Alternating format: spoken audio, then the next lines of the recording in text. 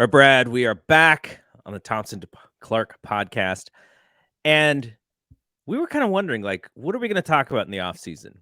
And then this thing called the lockout happened, which means we have even less to talk about when it comes to the off season because the hot stove was going and then it just stopped because that was hot and heavy too. That was a hot and heavy stove. That wasn't just like so on many fire. things were happening. Giants made a couple signings, but the story was a little bit more about who they weren't getting, at least from Giants fans.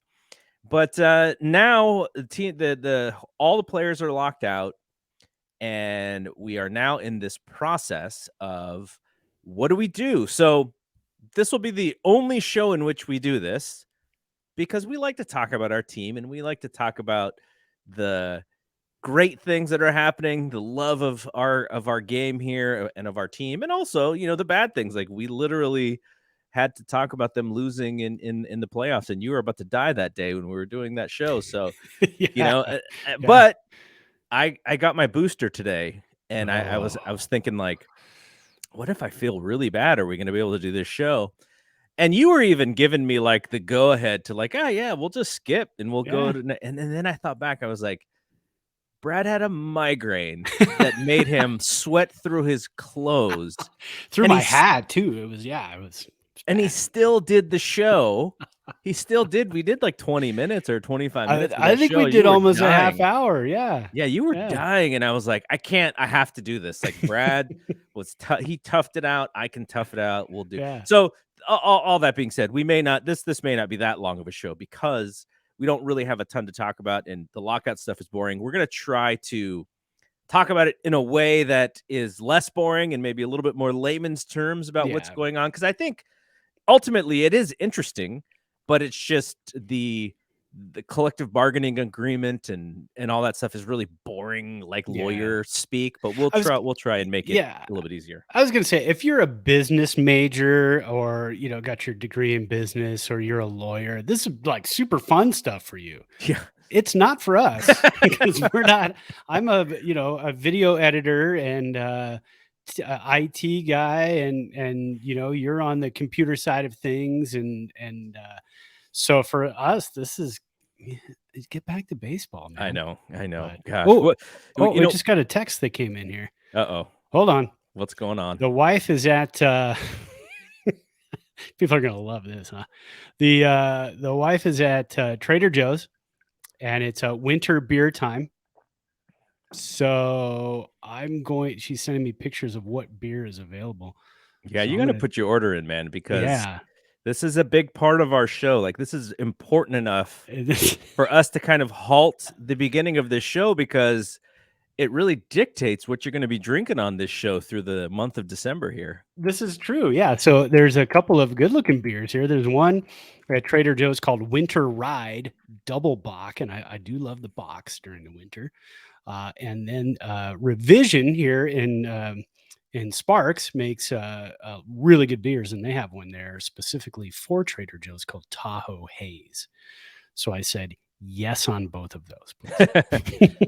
Like, was there ever a possibility where you were going to be like, nah, I'm good?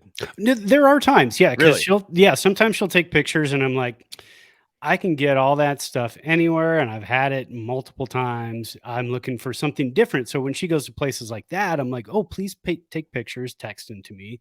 I'll have her go to the bourbon aisle sometimes too, take pictures, send them off to me. And then that way I can say, oh, I've never had that. That looks hot. Because I don't go shopping unless it's Total Wine. I mean, Total Wine in the record store. I don't really. That Total Wine is like the record store for alcohol. Yes. Like it's like the Tower Records for alcohol. Yeah. I can get lost in there and then I could come out with 2 baskets full of stuff. And then my wife's like, what next time I'll go and just take pictures for you. I'm like, yeah, that's a better idea. It's funny because I wanted to try The Rock's new is it Añejo? Añejo. Yeah, Añejo. He has a Añejo brand of his Terramana.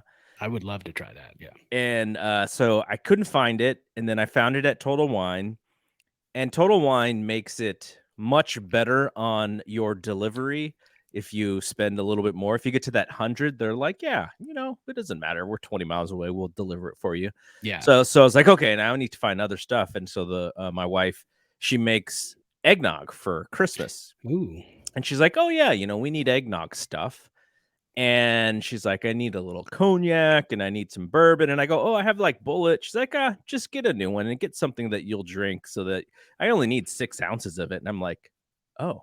So I just, it almost felt like cheating, but I bought some Woodford Reserve. Well, you got the okay. Yeah. So. Along with the añejo. So Yes. I'll let you know about that one. Oh, please do. Yeah. Añejo's a really good sipper with, because it's, it's kind of like, cask aged, wood aged, so it's got a nice little bite to it. I love the añejos. I used to get the Cabo Wabo. That was Sammy Hagar's tequila back when he was in Van Halen. I used to get the añejo of that and just sip on that. It was really good.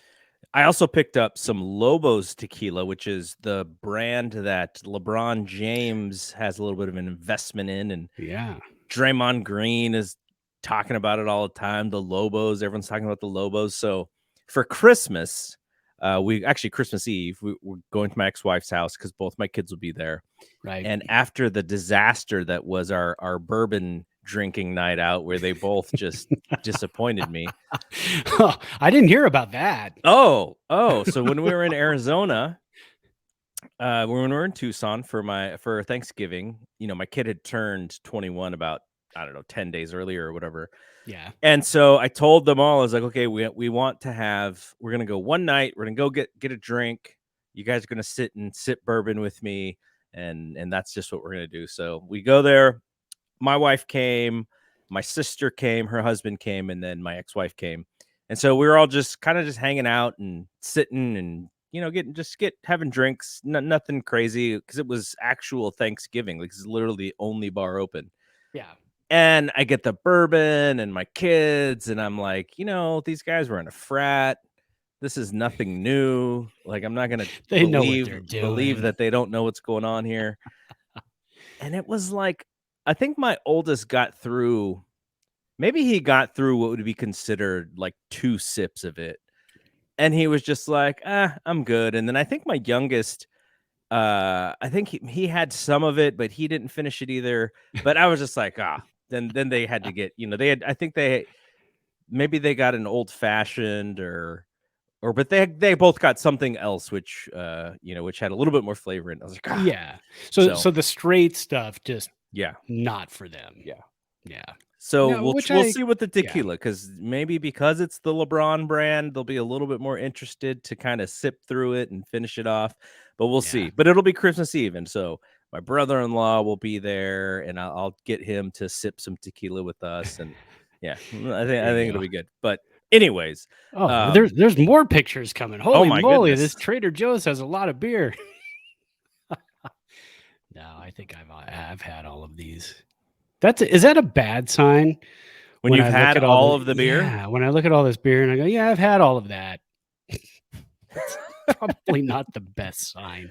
Well, I think, you have to turn the knowledge into something, right? Like, you do. You should start your own YouTube channel for beer tasting or beer reviews or something. There was a guy I used to follow on YouTube way back in like the early days of YouTube, and he used to do that. He would and I think he turned that into kind of a big deal. Wow. He used to sit there and drink a beer and talk about it, and everybody was like, hey, let's just watch this guy drink beer.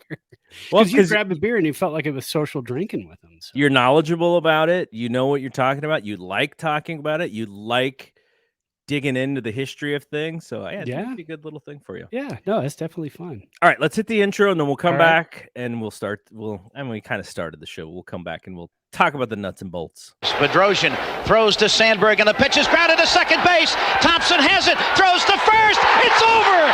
27 years of waiting have come to an end. The Giants have won the pennant.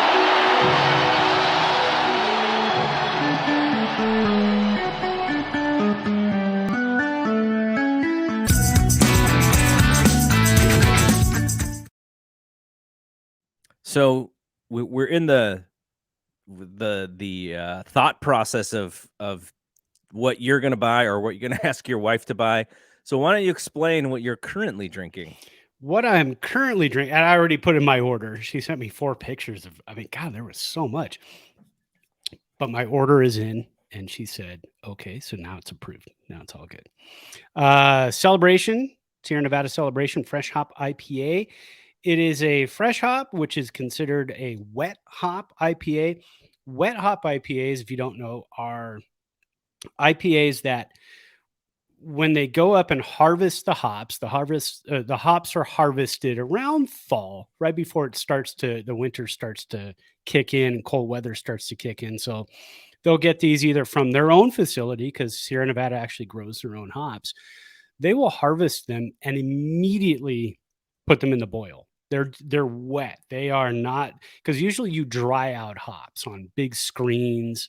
Then you put the flakes in the beer, and that's how you get the hops taste. But wet hop has a really piney, citrusy, foresty taste to it. So if you're in the forest and you smell those pine trees, that's what you're smelling in wet hop IPAs. And this is like the quintessential one. This is the highest rated wet hop IPA on the planet, and it comes out every Christmas, and I look forward to it. I am just finishing my first 12-pack, and I got another 12-pack in the fridge, so that should take me through Christmas. Nice. Yeah. So because of my booster shot, now my second shot of the vaccine, I was, I had the chills, I had the flu symptoms in the evening. Yeah. And then the next day was, feeling a little bit. And I just kind of had like a numb headache for a few days. This shot, the guy who was giving me the shot, they're not doctors. What are they? I don't know. The guy who gave me my third shot, I think, was a high schooler.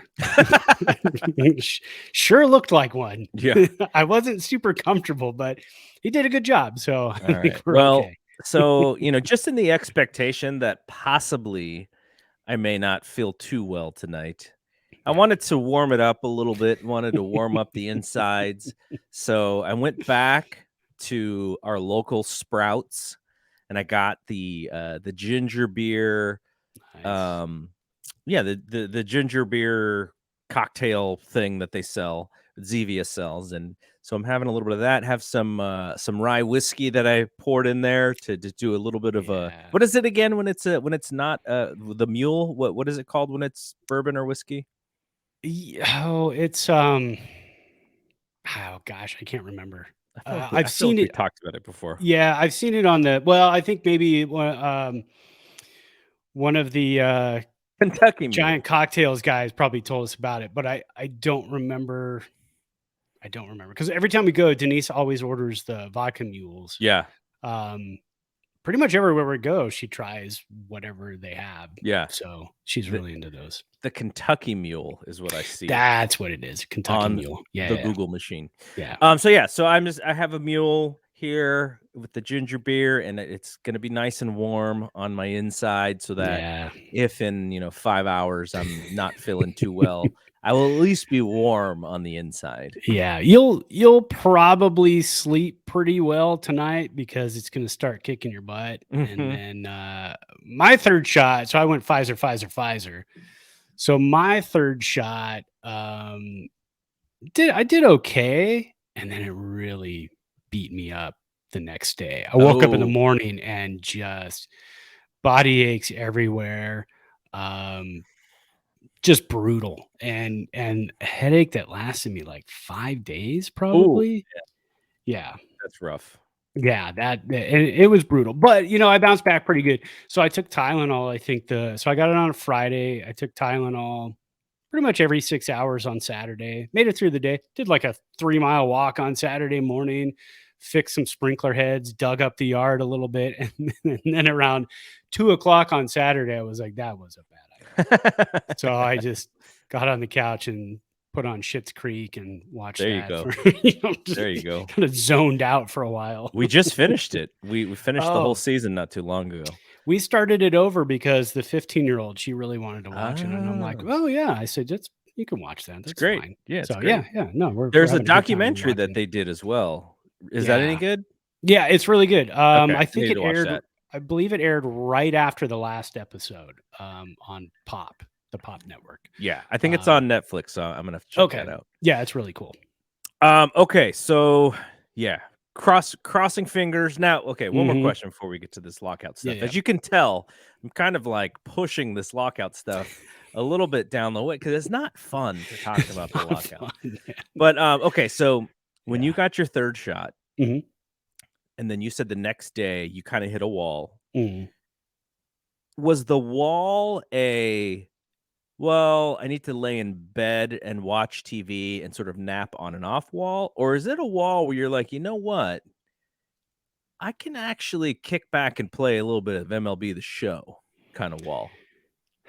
Okay, so it was like that in the morning. Got up Saturday morning, just aching. I never had a fever though with my third shot. Huge fever with my second shot. Third shot, never had a fever, but had the big time body aches. But I also did a really hardcore workout on Friday before I got my shot because I knew I was going to be out for a couple of days. Yeah. So I did. You had to get it done. I did like 45 minutes of high intensity interval training. Man. And then, so the next day I was like, is this body aches or am I sore? I think it was a combination of both. So after the Tylenol, I hopped right into FIFA. I'm on a FIFA kick right now. Yeah. So I hopped right into FIFA and I was able to play that no problem. And then, like I said, went on the 2 or 3 mile walk and then got back and dug up the yard and found some busted sprinkler heads. And but then so the wall after that was more like, I'm gonna go take a nap now because this is too much. So I napped for a while, woke up, and then we watched Schitt's Creek from probably 7 o'clock to like 10 o'clock that night. And Oh, wow. Then I slept hard Saturday night. And then Sunday I woke up and I think I only took Tylenol Sunday morning and then that was it. And after that it was just general tiredness. So yeah. Everybody takes it different though. Yeah. So I think I may not get bad at all. Like I know people who don't feel anything, like they're just completely fine. They don't have a sore arm, nothing. That's my dad. All 3 shots. Nothing. Guy didn't feel anything. I'm like, okay. So if that happens, then I'm good. Tomorrow will be fine. But if I do feel a little ill, I do, I don't want to do the thing like when you were, when you were in grade school and you got sick and, you're kind of sick, but you're like, you kind of are interested in staying home to like watch cartoons and stuff. Really, like that's what it was. Or my famous one was the 1987 NLCS Giants Cardinals. There was one day game in St. Louis where the Giants rolled them. And I kind of feigned ill on that day. So I was in watch a game. I was in high school. I had the earpiece and the AM radio in the backpack with the earpiece that went in. Yeah. There you go. So, I don't want to like do that thing, but I may throw some NBA 2K action, if I could sort of kick back and relax. But if it knocks me on my butt like it did you, what I may throw on is a movie I've never seen before, and I've been resisting watching it, but over the whole year I've been doing a Karate Kid podcast where we broke down the 3 movies and we broke down the first 3 seasons of Cobra Kai, and that's on a Patreon, a different thing that I do, the Fight Game Media Network Patreon.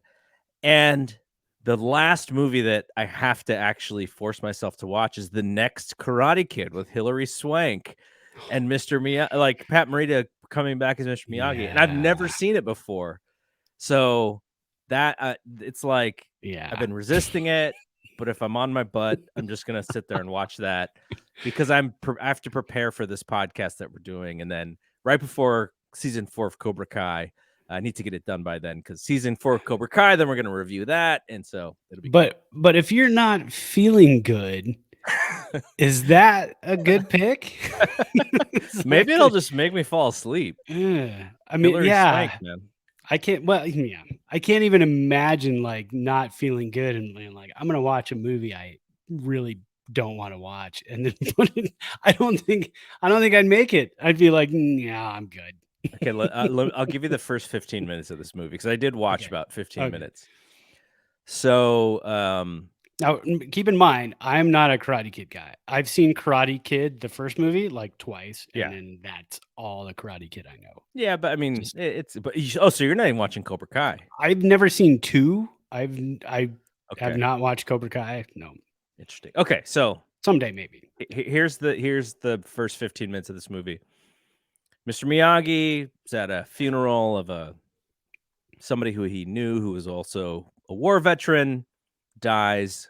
He meets her. He was friends with him. Meets his wife, and the wife has a grandchild. The grandchild's parents had both passed away in a car accident, so she's like probably in her 60s or 70s, and this child is Hilary Swank, who is the rebellious one. Oh, yeah. And so gotta be the widow, who just has met Mr. Miyagi for the first time, she's like, oh, this granddaughter of mine, she doesn't listen. She's just rebellious, and I fear that she's going off, she's just going in the wrong direction. Mr. Miyagi's like, okay, you stay at my house in California, and I will stay here and babysit your granddaughter. Met this woman one time, and she's like, you know what? That's a great idea. That's the first 15 minutes of this movie. He's like, I've got this fence I need you to paint. Is that what? Like this old man who you've never met before. She's like, that's great. Yeah. Just you can take care of my grandchild. Well, she must have been. I mean, that in the story, then that means she was at her wit's end. That was it. She had enough. So much that old guy she never met before is gonna take care of the kid. Yeah. Amazing. All right. We've done enough. We've done enough trying to resist talking about this lockout. We dodged, weaved, we did it all. And here we are. All right, let's talk about it. Okay, so I think the first question that most people think about when they're kind of wondering, what is this lockout about? What is an actual lockout? So the lockout is the owners basically putting an end to any baseball activities and locking all of the players out of facilities. So it's like if Brandon Belt's like, you know what, my thumb's feeling a little bit better, I want to go to the park and I want to hit off the cages. They're like, sorry, we're in a lockout, you can't do it, you got to go in your backyard, Brandon. So right now, I mean, these guys all have for sure batting cages in their backyards anyway, for sure. So, yeah. But during this time, like we talked about last week, it's all about free agency and contracts and stuff. So that's generally the only thing that's happening anyways. Yeah. So this is just kind of like an incentive for the players or the union to, maybe come to the table a little bit more quickly. It's like, yep, we're locking you out. This is what happens when you're bad. When the collective bargaining agreement ends, we are locking you out because you guys have been bad, and this is a way for us to, I don't know, hold our breath or something. Yeah. Owners are being very, I get. I mean, does it matter? Like, would it matter any other? If they didn't lock them out, if they're like, hey guys, we're just going to keep coming back to the bargaining table, we're not going to lock you out. Would it change anything? Probably not. But this is just historically the way that they do it. Yeah, and this is a lot of the owners basically, pretty much saying, yeah, if we don't have an agreement, the other one has ended, you can't play in our yards. Get out of our yards until we have an agreement. Then you can come back and play nicely. So, okay, so and there's a great article that I'm kind of using to explain some of these things on SB Nation's baseball page. It's by a guy by the name of James Dator, Dator, and he posted this about 4 days ago. Because I've read the stuff, I've read the Rosenthal stuff. You read an article on The Athletic as well, and they're very detailed, they're very thorough. But I was just sort of looking at, like, how would I explain this to my mom? Like my mom, who knows nothing about the business side of baseball, could I explain it to her? And so that's the article that I looked to grab. So What do the owners want out of this? What, when the next collective bargaining agreement is signed, what do they want? So there was a push with last season. So they kind of used last season, not the season that just ended, but the one before that, with the pandemic, and it was funky, and it was 60 games, and they did a lot of things. They're like, hey, let's try and add more teams to playoffs, and let's do all these kinds of different things. The owners really want more playoffs, and the reason why they want more playoffs is because they get 100% of the postseason television revenue. And the players, what do the players get out of postseason? Well, they get a portion of the live attendance gate, which is a lot less than what the TV revenue is based on postseason. So they want more playoffs. And so in exchange for let's have more playoffs, at some point the owners were like, look, we'll even shorten the season and we'll give this thing that Brad and I have been talking about all year long, which is the universal DH. This is what the players want. They want less games, obviously for the same money. You're not going to take less money for less games. And let's give us the universal DH. My understanding of the universal DH is a way to benefit players who maybe on the defensive end, they're not able to sustain. And if you're in the National League and you can't play defense, you're probably getting pushed out and you're getting pushed to the American League. But now if we have 30 DHs instead of just 15, we keep some longtime veterans who could still hit around and they could still make a good deal of money being a DH. So the owners also want generally things to stay the same. The current CBA that just ended, they loved it. It was very beneficial to them. And not to say that the players sort of lost at the table on that CBA. I'm sure they may have thought that they may have won here and there on certain things, but ultimately the owners were really happy with it and they want to keep it in place. And now the players are going like, okay, let's revisit some things. But yeah, so I mean, what do you think about the idea of 154 games versus 162? Because it hasn't been like that in all of our lifetime. It's always been 162. Yeah. You know what? If you shorten it by, here comes my math, 8 games. 8 games. There you go. Math. If you shorten it by 8 games, so what? I'm fine with that. I really don't care. 8 games is not a big deal. Is it going to change any playoff hunt? Maybe. Is it going to change? I mean, we'll be done with the playoffs and the World Series earlier, but then if they add more rounds to the playoffs and everything, more teams and whatnot, then it's probably a wash. Having, let's say, what is that, a week? But when you add in travel time, playoff start, all that stuff, maybe 2 weeks. So it's a 2-week shortened season. Right. You're finishing maybe a few more days off a month. Yeah, and then maybe you're finishing the World Series in the middle of October. So when you're playing on the East Coast, the weather's a touch better. I don't. To me, that doesn't make a difference. It doesn't make a difference. The only thing that's going to throw things off is when you're a big stat head, and we love stats. And if you're a baseball fan, you love stats. That's why you love the game of baseball.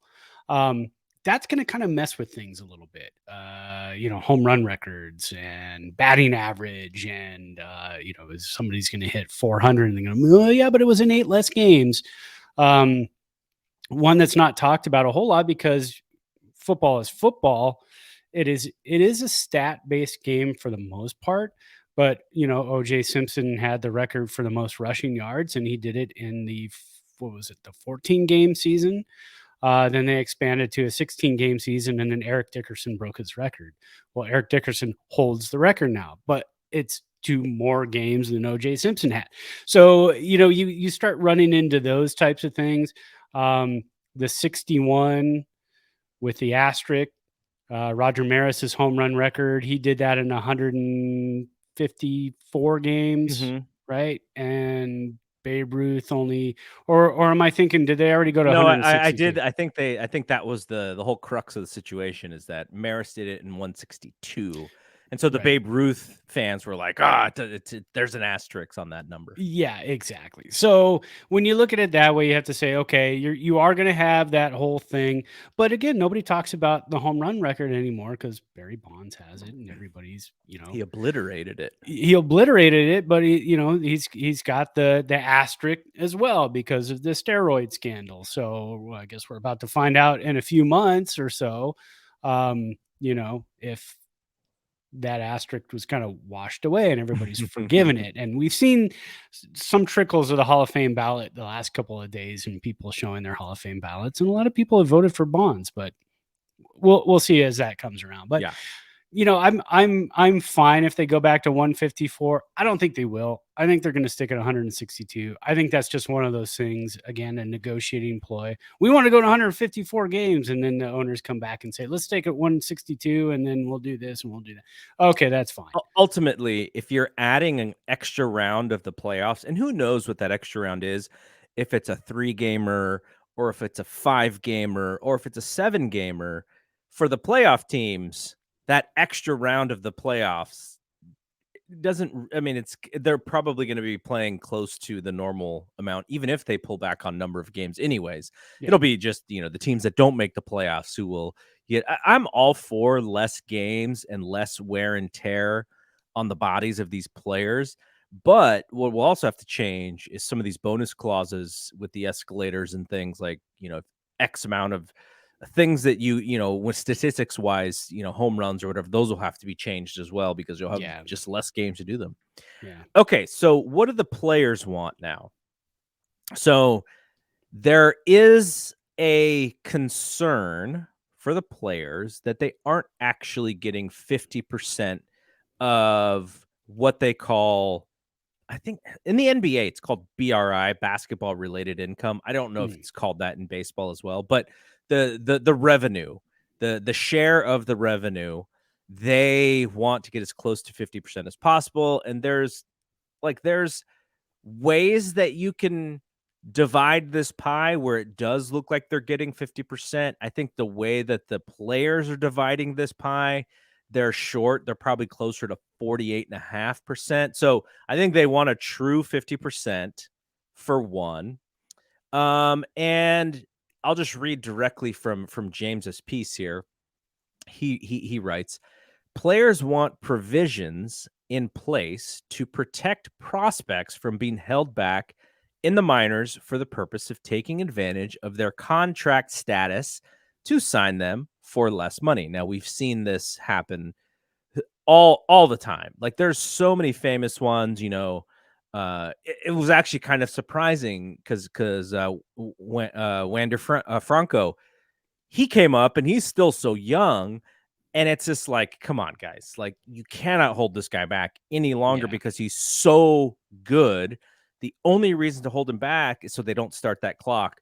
We saw the same thing happen with Joey Bart. Like there's a wonder, when his clock's going to start historically. I think, Chris Bryant was somebody who was affected, 5 years ago or whenever he came up, or no, 5 years ago was his MVP season. So before that, but this is kind of what teams have done, which is wait to bring their best prospects up so they can keep them longer without them heading to free agency.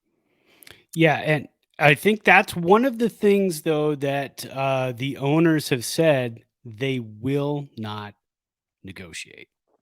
And there are a list of a couple things that they have said that they will not negotiate. And I pulled some stuff from an article by Evan Drellich in The Athletic, and they basically said they told the union, we will not negotiate to expand arbitration eligibility.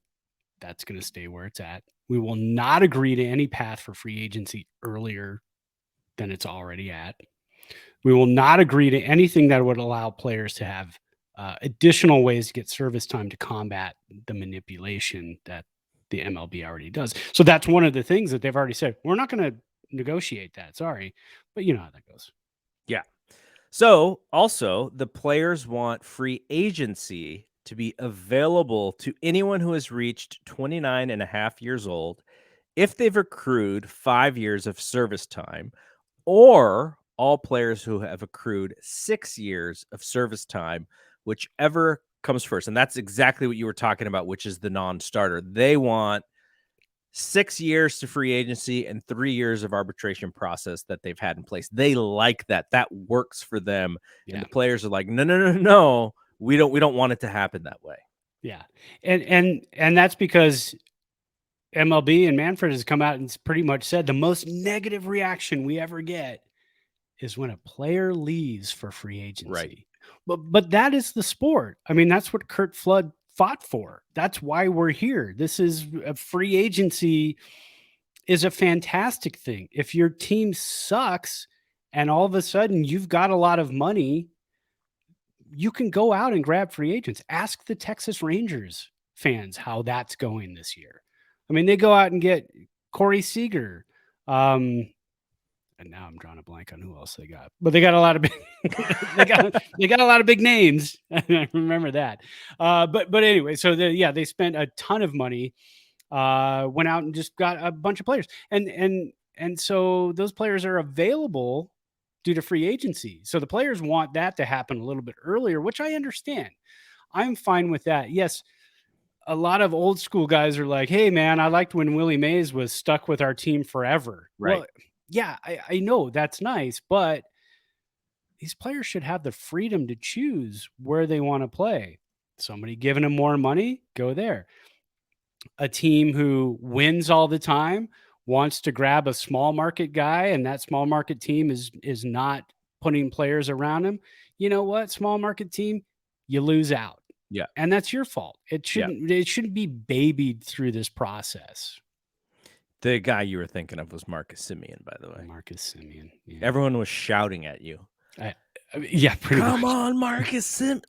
This They're is like, what the lockout has done to us, guys. Like, we were so fired up for the offseason. We're like, who are we going to get? And now we can't even remember Marcus Semien's name. Now we're forgetting baseball players' names. Look at what the lockout is doing. We're going to forget that baseball even existed by the time this lockout's over. All right, so the last thing, I don't know if this is the last thing, but in the small list, the last couple things here, tanking. The players believe that the reason that the tanking exists is because of this free agency rule. They think if you have to pay your players the fair wage instead of doing what Tampa Bay historically does, which is buy out all of these free agent years by paying these young kids who don't have a lot of money, like a giant sum of money, but at the same time, not enough to their market value if they were to keep playing at a high level. The players think like the union thinks like this is incentivizing teams to just lose so they can get the high draft picks and they can just stock these young players and then do that, what Tampa, the Rays historically do. And then the last thing is players are concerned that once you expand the field for the playoffs, where every team feels like they may have a shot, it would motivate them to spend less on actual players, because the idea would be, well, maybe we got to compete with the Dodgers and the Red Sox and the Yankees for players, but now if half the teams get in, maybe we don't have to compete with those guys. We just have to make a trade maybe mid-season to kind of get us on that roll, and we can still have a semi-small payroll. That's kind of what the players believe is happening here and what they want changed. That brings me to something. So you're a basketball fan. Yes. By the way, I watched my first basketball game the other night of the season, Warriors and Suns, because it was such a historic matchup. So wait, was this the Friday game or the Tuesday game? Oh God, did they play twice? They played twice, a home and home. One was Tuesday, and the Warriors lost that game. It was in Phoenix, and then they came back Friday, and then the Warriors killed them by like 20 points. Okay, it was the Tuesday game. Okay, and the reason I watched the Tuesday game, because again, it was a historic matchup, and our good friend Bob Weinerth. Yes. You showed me you told me about that. Yeah, KSJS alum. He was the sports director when I started at KSJS. But he shoots video for the Suns and a lot of the in-house video and promotional videos, promos and stuff like that. So he shoots all that stuff there. So I thought I'm going to go ahead and watch this because Bob's going to be on TV quite a bit. But yeah, so I watched that. So that brings me to this, back to my point. NBA has a lot. They have a lot of playoff teams, right? So I mean, I saw that. So historically, you have 8 from each conference make the playoffs. But what they've done recently is they've made these play-in games. Yes. So if you're kind of like the 9 NCAA tournament play-in games, so if you're like 9 and 10, you kind of got a shot to play, to be the last seed or whatever. And a single game, right? Are those single games, the play-ins? Yes. Okay, so it's not a series. So now, would you say that the NBA trade deadline is probably the wildest trade deadline in any sport? Sometimes it is. Mm-hmm. Sometimes I would say the baseball trade deadline is wilder. Okay. The free agency period in the NBA seems tremendously wild, though. It seems insane compared to the baseball free agency. What about this baseball one? And this is a total one-off because of the lockout was coming. Yeah. Would you say this one was pretty you wild? had these young players come up all at the same time, like Seager, like Correa, and then guys who maybe blossomed a little bit later, like a Simeon, and they just had these great years. So this was a pretty crazy one.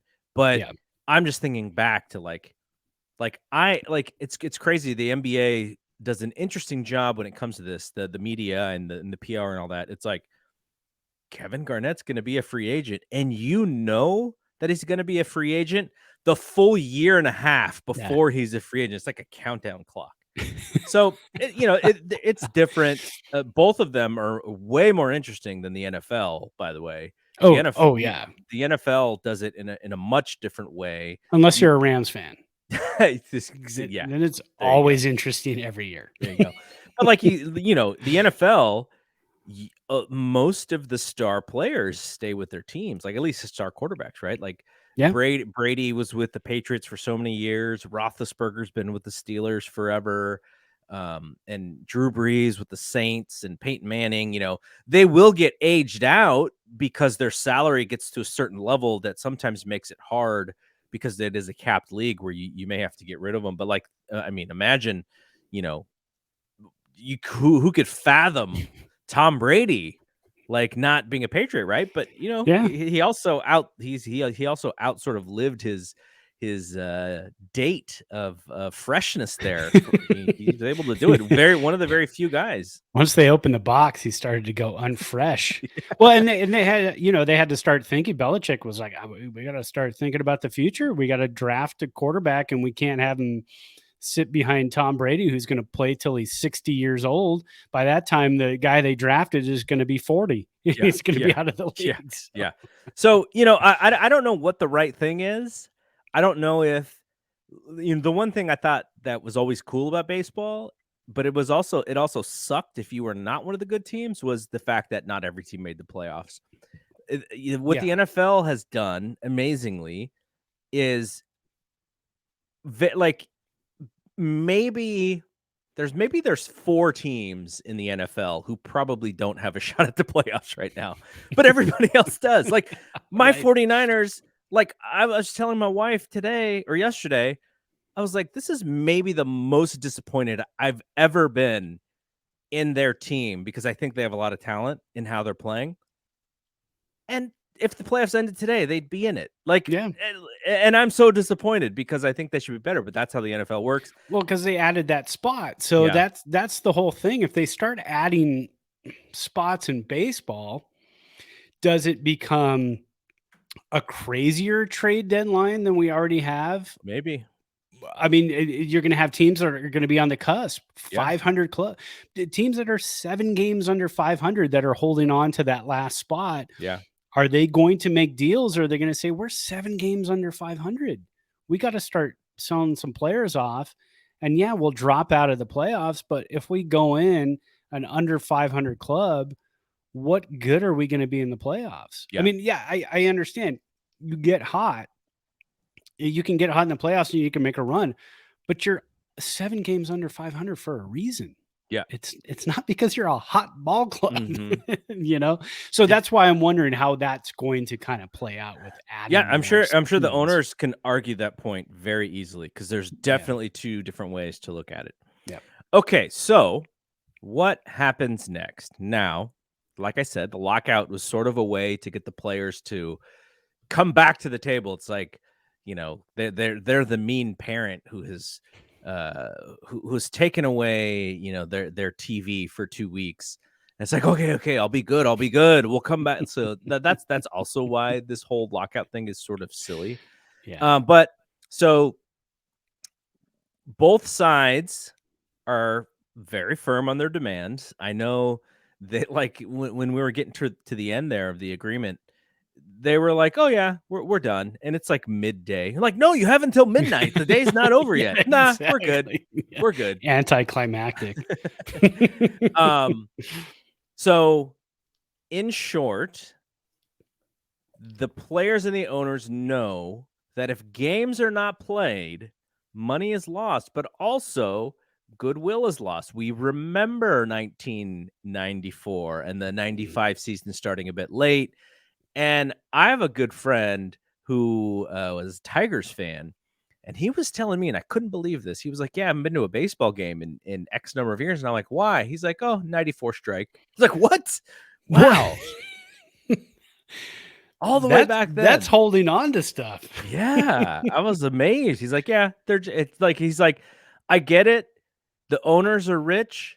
The players aren't quite as rich, but they're both spoiled." And that was his Wow. his comeback. So, That's pretty harsh.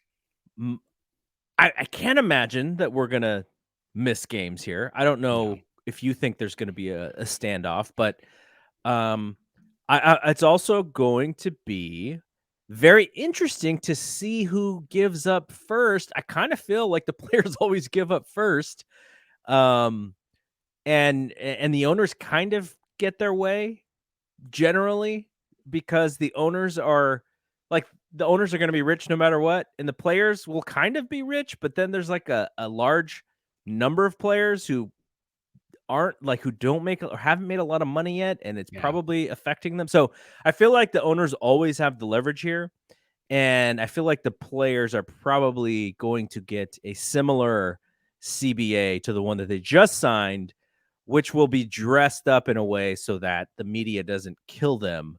But I still think the owners probably come out better. I just don't know when that's going to happen, because if you're the players, you are making a lot of money, but maybe it's the you know, if you have your stars are making more money than ever. I think the middle class is probably doing okay, but it's like that, you know, it's the Travis Ishikawa types of players who don't bring him into this.